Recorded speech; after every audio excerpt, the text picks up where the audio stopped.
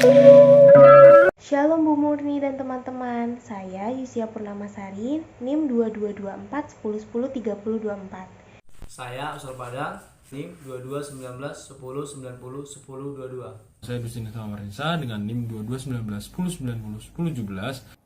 Saya Joshua Lazarus Utar, NIM 2218 1020 1028. Dan Monica Amelia dengan NIM 221510601106.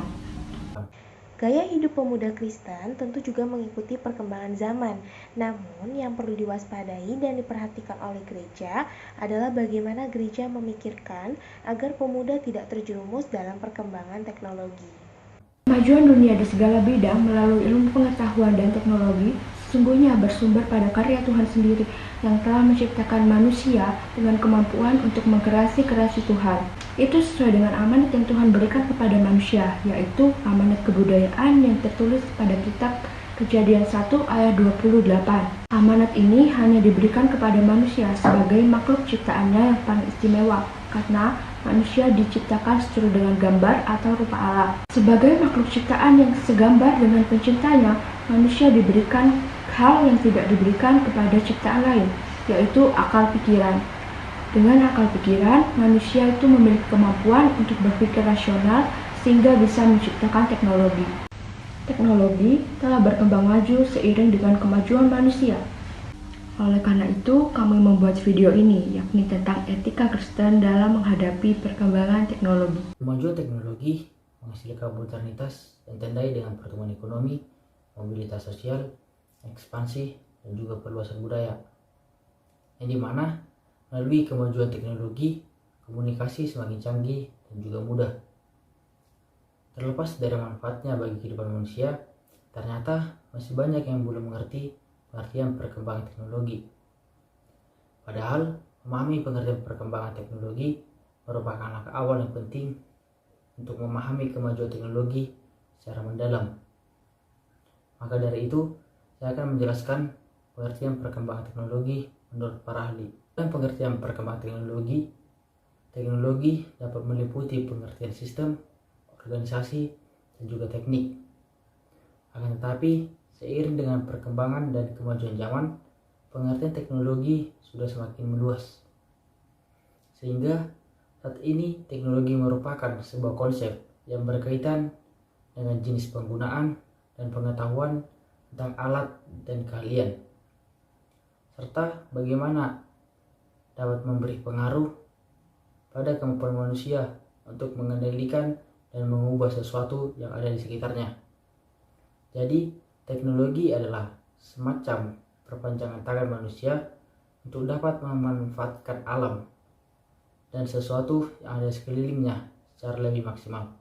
Apa sih dampak positif yang didapatkan gereja melalui perkembangan teknologi? Yang pertama, teknologi memungkinkan komunikasi.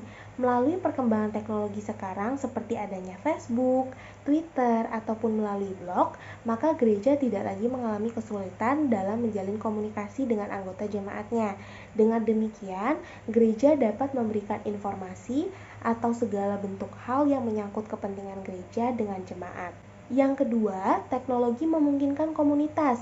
Dengan adanya teknologi memungkinkan ikatan komunitas yang lebih besar, yang dimana tidak harus menuntut kedekatan secara fisik, dimana komunitas ini dapat dibangun hanya dengan menggunakan media sosial.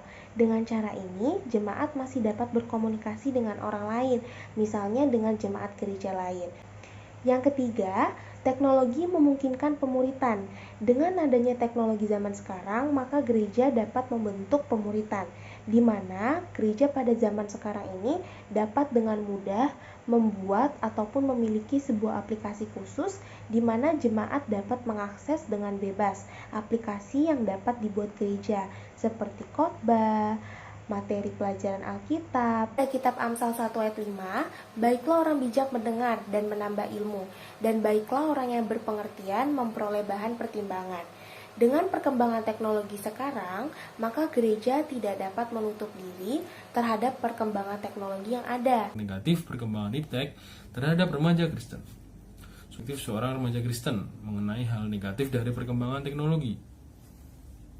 Menurut pendapat Stenzer, melalui Jurnal Teknologi Agama mengatakan bahwa hal perkembangan teknologi ini merupakan sebuah tantangan, tetapi juga sebuah peluang yang sangat besar, khususnya dalam kehidupan bergereja, di mana setiap jemaat dan para pelayan di gereja memanfaatkan teknologi untuk membantu dan meningkatkan misi gereja. Di balik itu semua, dampak teknologi juga berpengaruh pada kita sebagai remaja Kristen.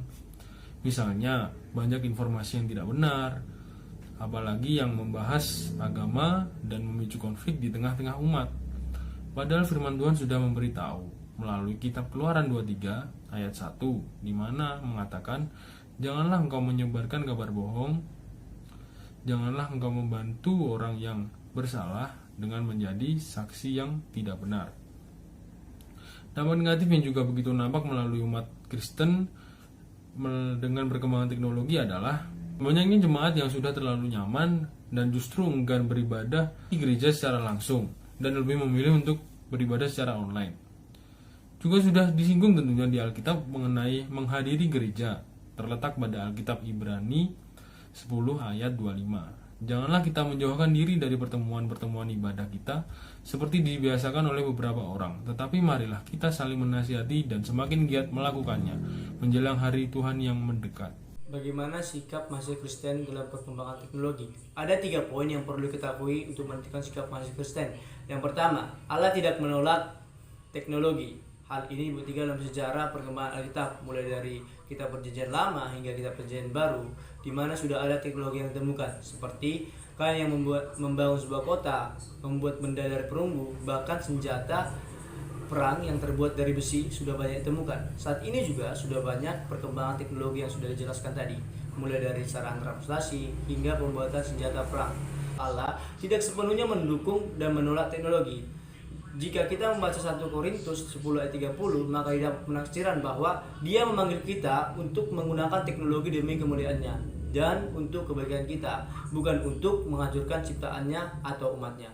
Yang kedua, mahasiswa harus mampu menyaring teknologi yang baik dan benar. Dan sebagai mahasiswa Kristen yang sudah mengecam pendidikan, harus mampu memilah mana teknologi yang baik dan benar, tidak gegabah dalam menentukan sikap dan harus berlandaskan Alkitab. Yang ketiga, mampu berpikir logis dan rasional akan perkembangan iptek. Mahasiswa Kristen harus siap dan mampu memantau setiap perkembangan teknologi. Perkembangan teknologi membuat segalanya menjadi lebih mudah dan lebih cepat. Namun, tak dapat dipungkiri perkembangan teknologi tak hanya memiliki dampak positif, tetapi juga memiliki dampak negatif. Walau demikian, bukan berarti kita hanya akan diam saja dan bersikap apatis terhadap perkembangan teknologi yang ada. Sebagai orang Kristen, kita harus bijaksana dalam menanggapi perkembangan teknologi. Sekian dari kelompok kami, kurang lebihnya mohon dimaafkan. Shalom.